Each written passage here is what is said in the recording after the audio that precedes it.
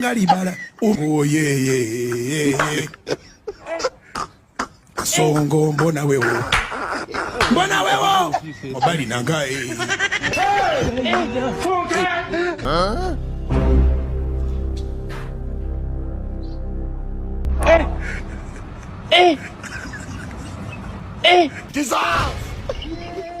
Maeng kibaye kigoryi noneho wala ndakibaje kimbuye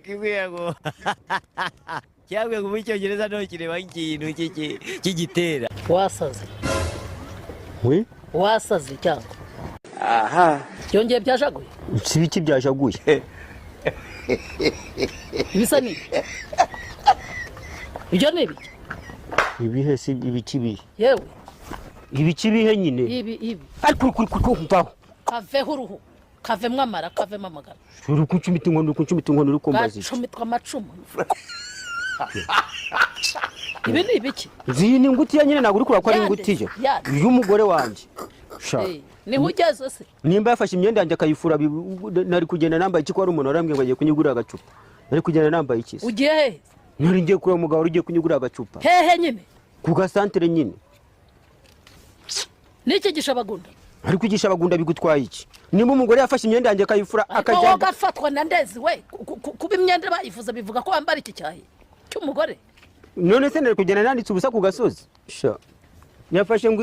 aravuga ngo agiye kumfurira ngo inuza zikureka kuncumita inkoni wowe mvaho goya reka nkwereke mvaho hunga nkwereke mvaho ndetse nkwereke woroshye ubundi suru wabifunze dore ibi bivanemo mvaho wakuyemo mvaho ariko ukajyana kakimbere kariko kazi hello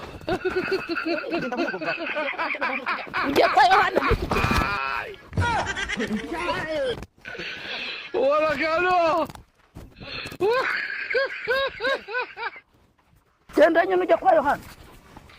ngoza niyo ngutiya nyambari tujye mu rugo yo wari ugiye kugwa nyine kazize nambari yo ngutiya dutahe basi vayo